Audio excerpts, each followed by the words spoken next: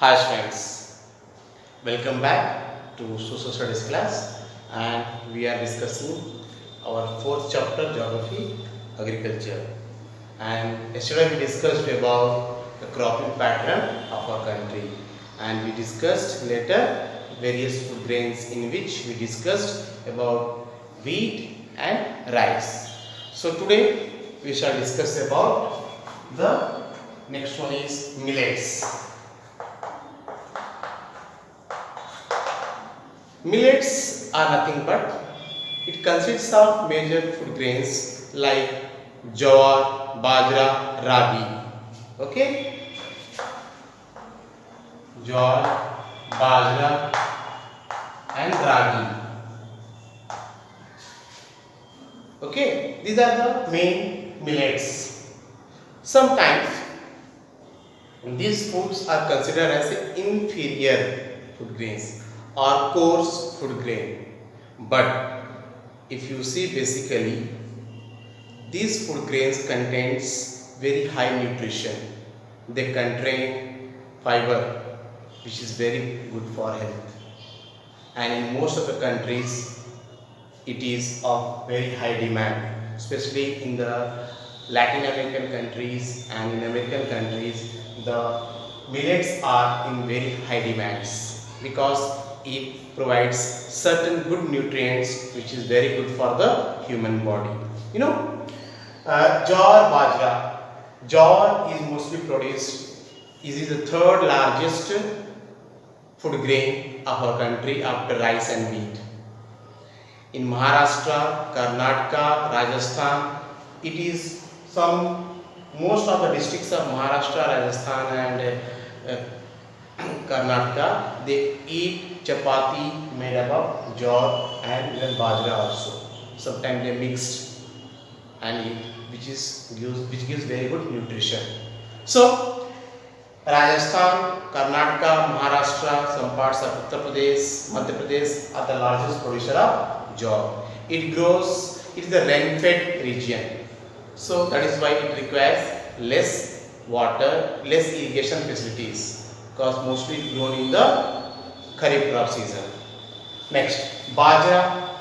Bajra grows well in sandy and black soil.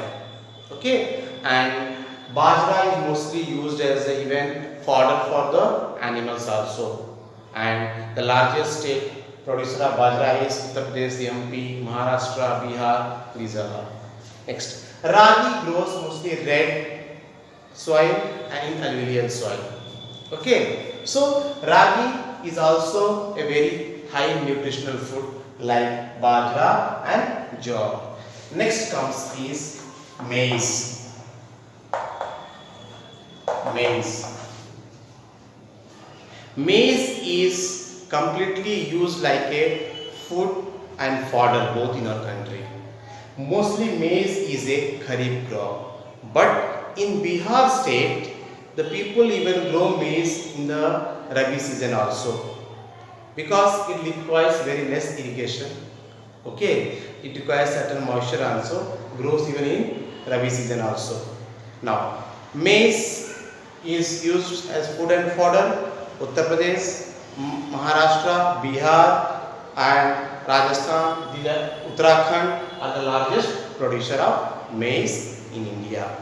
Next, after maize, it comes sugarcane. Sugarcane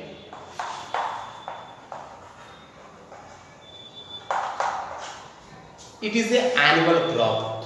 It takes almost a year, more than 9-10 months. That is why it is known as an annual crop. It is known as an annual crop.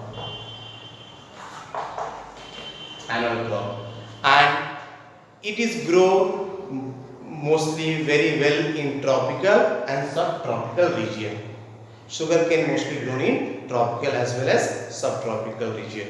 It requires a rainfall 75 to 100 centimeters. Okay, it grows well in all types of soil. But in the places where the rainfall is less than 75 or 100, they will require irrigation facilities. Okay, next, sugarcane is completely labor oriented agricultural crop. It requires skilled and unskilled both labors throughout the year, from the starting of the sowing till the harvesting, and between also weeding and all, for irrigation and all we require labor for sugarcane. The product which we get from sugarcane are like sugar, jaggery, kanjasari, molasses. These are the products which we get from the sugar. India is the second largest producer. India is the second largest producer of sugar in the world after Brazil. And in India, Uttar Pradesh is the largest producer of sugarcane. After Uttar Pradesh comes Maharashtra, Tamil Nadu, Karnataka and Bihar. So these are the states which are the producer of sugarcane in India. Next, after sugarcane, if you see the next crop which we comes across are tea and coffee, non-food crops. Okay, in non-food crops, first we see about rubber. Non-food crops, rubber. It is tropical crop, plantation crop. It is tropical and plantation crop. It grows mostly in you can say laterite soil. Laterite soil. It requires temperature between 21 to 27 degree Celsius, and apart from that it requires more than 200 centimeters of rainfall. Above, the rainfall must be above 200 centimeters, and India ranks 4th in the rubber cultivation as per 2014 census. Okay, next, you may be knowing that rubber is used in various field, in various sectors in our country, from tube to tire, and so many multi-purpose rubber is used. Okay, in India, rubber is mostly grown in the states of Kerala, Tamil Nadu, Karnataka, Meghalaya and Andaman Nicobar region. In this region, we find rubber plantation in large area. It is a plantation crop and it requires labor of, we say, migrational labor mostly work in the rubber plantation. Next comes tea. You may know very well, most of you may be addicted to tea, drinking tea, but tea is basically not the original crop of our country. It has been brought from somewhere, that is from China to India by the Britishers. Britishers were very much fond of tea. So they thought, instead of importing always from China, when there is a favorable climate, condition, soil, atmosphere, say why don't we grow here only?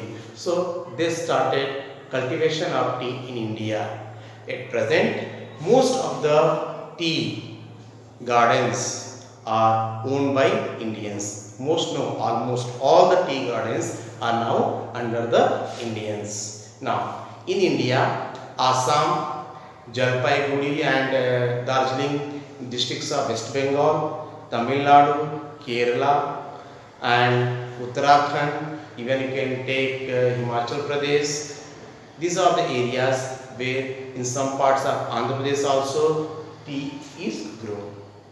Tea requires warm and moist climate. And it requires often little showers of rain for maintaining the tender leaves. Frequently small showers of rain it is required, which is very common in the northeastern states of India. It requires both cheap and skilled labor. Mostly tea cultivation is done by the migrant labor from different states who work in the tea gardens of Assam and Jalpaiguri and Darjeeling district, even in the South India, Tamil Nadu and Kerala. So tea is one of the main non-food grains of India, which is even exported out of India in a large scale. After tea, it comes coffee. Yes, coffee. Most of you may be very much fan of coffee, fond of coffee. Okay. The Indian coffee accounts 3.5% of the world's production, and it is famous for its taste and quality in the world. The Arabica coffee, which is brought from Yemen, is very much fond of its taste, which is grown in India, and mostly Karnataka is the largest producer of coffee in India. After Karnataka, you see Nilgiri Hills in Tamil Nadu, Kerala and Karnataka, the triangular series of junction of three states. We find area known as Nilgiri Hills. In that region also, coffee is grown in a large scale, and it is known across the world for its taste and flavor. Okay, next. After coffee, we read some other non-food grain crops like fiber crops. Fiber crops, in that first comes cotton. Okay, like cotton. Now, cotton is also known as a silver fiber, and India is the second largest producer of cotton in the world after China. And cotton is mostly grown in the black soil.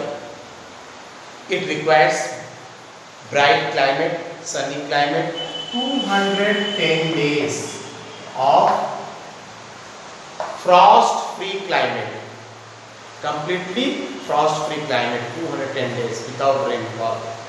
Okay, next. In India, apart this cotton is grown in Gujarat, Maharashtra, Tamil Nadu, Andhra Pradesh, Uttar Pradesh and Madhya Pradesh. These are the areas where cotton is grown in large number.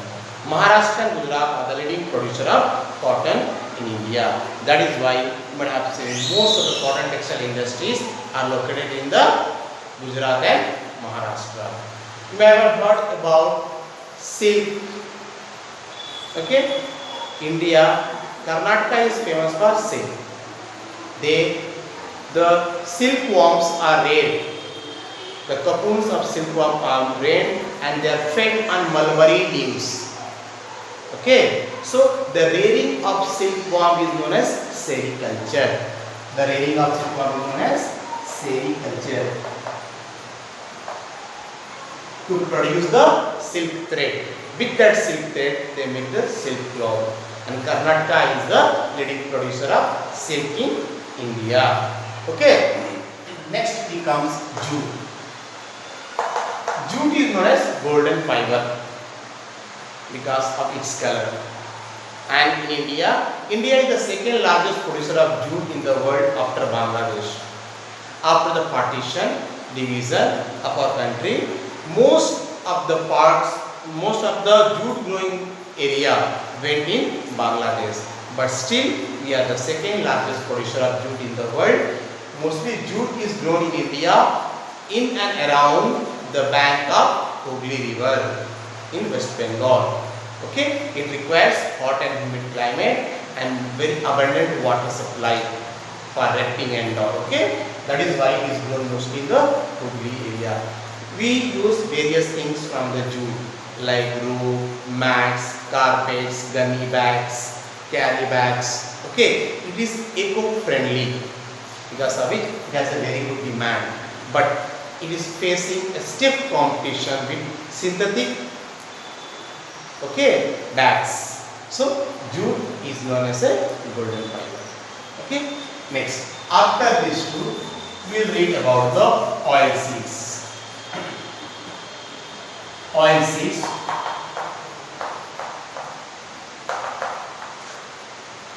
In our country, we grow mostly all different types of oil seeds. India is the second largest producer of various types of oilseeds. Okay, taking from north to south, east to west, almost in many states of India, oilseeds are grown. Okay, India is the second largest producer of groundnut after China, and Gujarat is the largest producer of groundnut in India.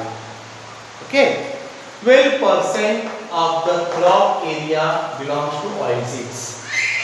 Out of total crop area of India, 12% only oilseeds.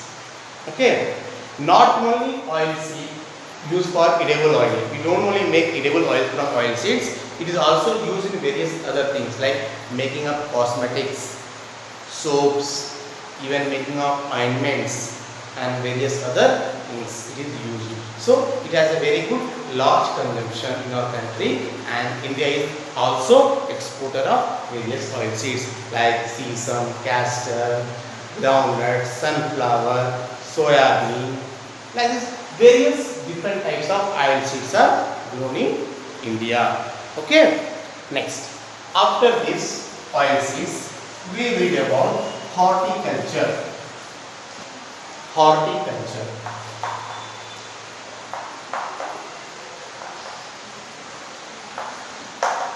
Students, you may be knowing very well what is horticulture.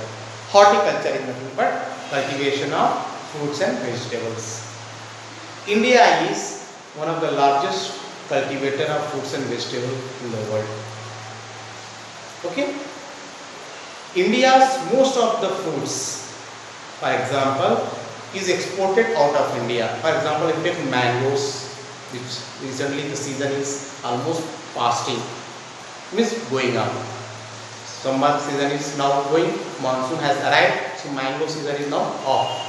Very few mangoes of rare quality only you find in the market now, because season is now off season. Okay, so mangoes of Uttar Pradesh, Maharashtra, Andhra Pradesh, Karnataka are world famous for their variety and taste. Like that only, oranges of Nagpur and Meghalaya, Cherrapunji place in Meghalaya, very famous. Like Maharashtra, Nagpur famous for orange. Nagpur is known as Orange City. Like that only in Meghalaya, Cherrapunji is a place which is also famous for oranges. Like that banana of Mizoram, Kerala, Maharashtra are very much famous. Next, if you take grapes of Andhra Pradesh, Karnataka, Maharashtra, world famous. If you take pineapple of Meghalaya, Meghalaya is the largest producer of pineapple in India. So Meghalaya famous for even pineapple. Lychee and Goa of Uttar Pradesh and Bihar. In Bihar, Muzaffarpur is very much famous for lychee. Okay, in Uttar Pradesh, Allahabad is very much famous for guava. Okay, so like this, if you take apple, apricot, walnut, okay, these all are mostly in cold climate area of our country, Himachal Pradesh and Jammu and Kashmir. Apples of Himachal Pradesh and Jammu and Kashmir are world famous apple, and most of the high quality, high graded apples are being exported to other countries to earn foreign exchange. Okay. Now, not only fruits, India is total out of world production, 13% of the world vegetables are produced in India. India is the largest producer of tomato, onion, cauliflower, brinjal. Okay, so 13% of the world vegetable is produced in India. So the growth of fruits and vegetables comes under horticulture.